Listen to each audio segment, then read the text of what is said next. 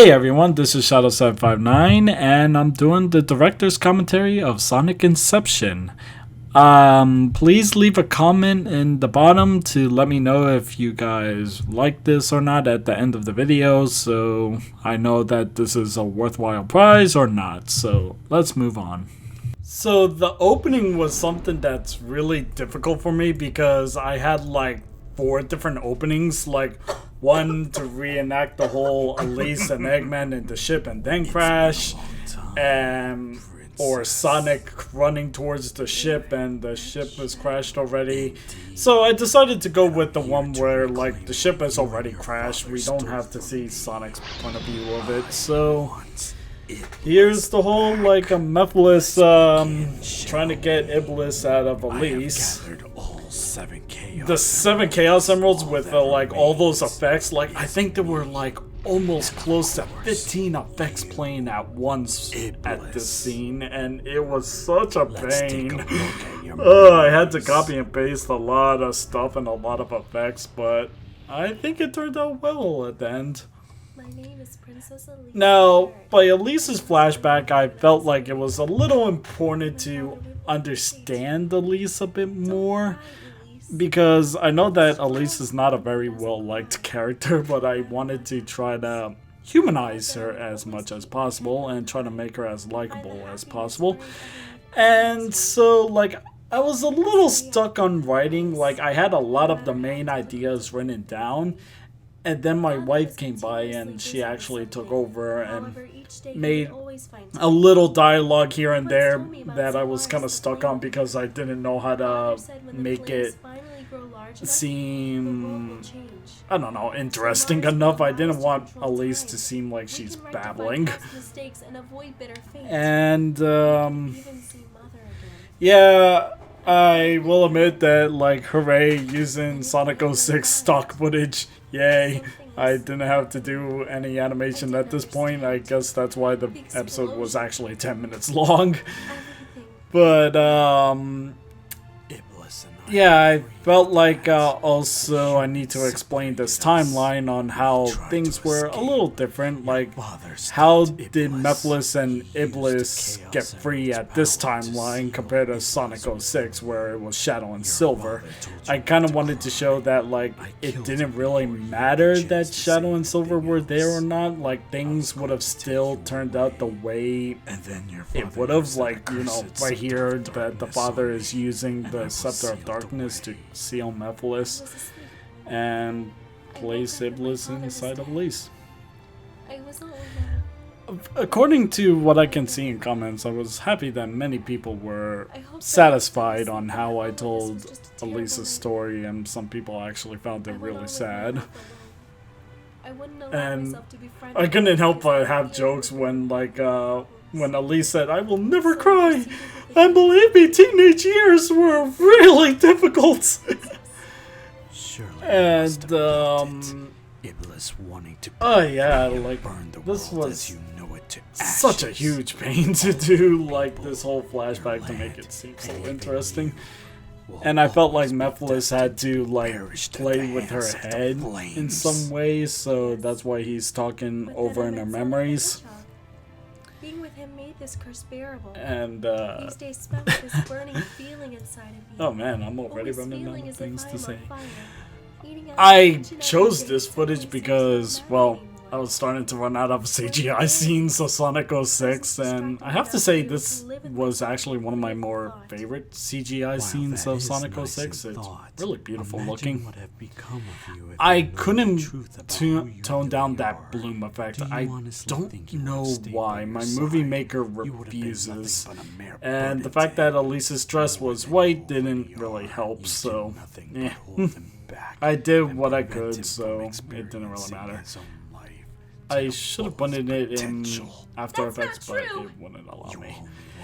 When I did this scene over here, that's when I told Turbo I needed a new Elise model, because the old one, it had no faces, no nothing. I could only move her jaw, and it looked ugly. It's just, when I was doing this scene, I had to do so many camera tricks just to have her lower lips and just Oh, it was a nightmare, and I just said, like, Turbo, just make the new Elise. And he told me, like, it'd be ready within, I think, 2 weeks or so, and I loved it, and I had to put Elise back in every single scene with this new one.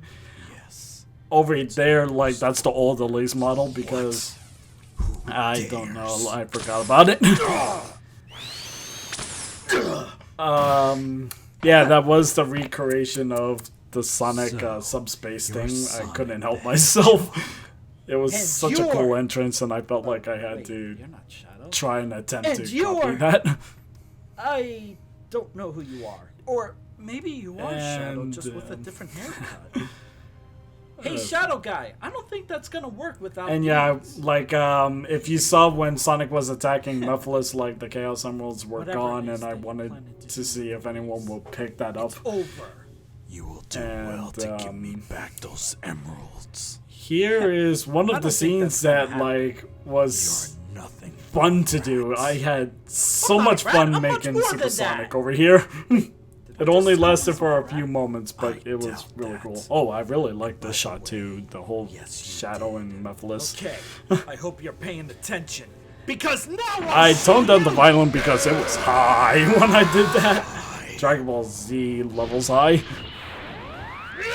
And I was expecting a lot of people to say, like, Dragon Ball Z, but not many people said it, surprisingly. Mephiles' legs are not moving that much because, for some reason, his legs are just weird. It is such a weird model to work with by his legs. Because if I move it, then it will probably crash Source Filmmaker, or, like, it would just cause some weird things to happen with his legs. Making Sonic hold Elise was weird as well because, well, his hands are so huge, and I don't know, it's just her neck. It's like what? You're not gonna hold the back of her neck? I don't know. It's so and here's Eggman. I wanted Kyle Bagel to voice Eggman, but he's a busy guy and I couldn't really get in contact with him, so I said, screw it, I'll just do it really quickly. It really didn't matter to me. And yeah, if you look at the background, the wings are no longer moving. I forgot about it so much, and then the wings are moving again.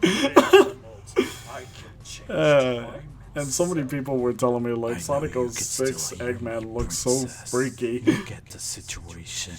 That wants to use you as a lot of this music that I chose came after I did the animations, and I was surprised on how well some of these music really fit on the situation.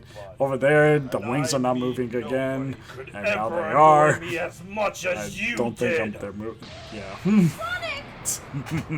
I had such a difficult time thinking what could make Elise cry, and I kind of thought up the whole Eggman shooting Sonic with the cannons kind of at last minute, because at first I thought I was gonna make Sonic versus Eggman and the Dragoon and all that, but I couldn't really think of a good way to make Elise cry after that battle, so the cannon thing, I said, nah, it's pretty much good enough.